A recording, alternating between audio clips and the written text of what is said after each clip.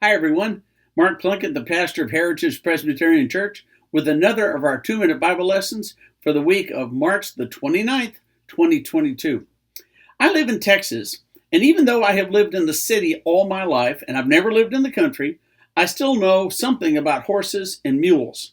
Now, if you live in the country in Texas, you probably know a lot more than I do about horses and mules, but I do know some things. For example, I know that horses are animals that are absolutely beautiful. They're real tall, they're bigger than people think they are. They're magnificent animals. They can run really fast. They can also work hard. Horses can be used to pull wagons or plows, and they have been used like that for thousands of years. And if you take good care of them, they'll last for more than 30 years.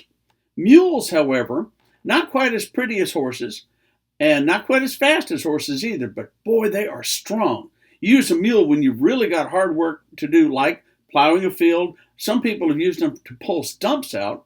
They're great for pulling wagons, unless they get spooked or unless they get stubborn, and then good luck getting them to move.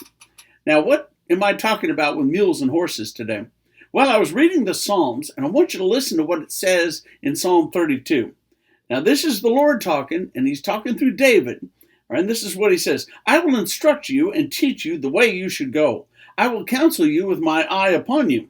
Do not be like a horse or a mule without understanding, whose temper must be curbed with a bit and a bridle, else it will not stay near you. What God is saying right here in the Psalms is, don't be so darn stubborn. Let me work with you. Let's work together. Let me train you. Let me teach you. Don't be like a horse, and especially don't be like a mule.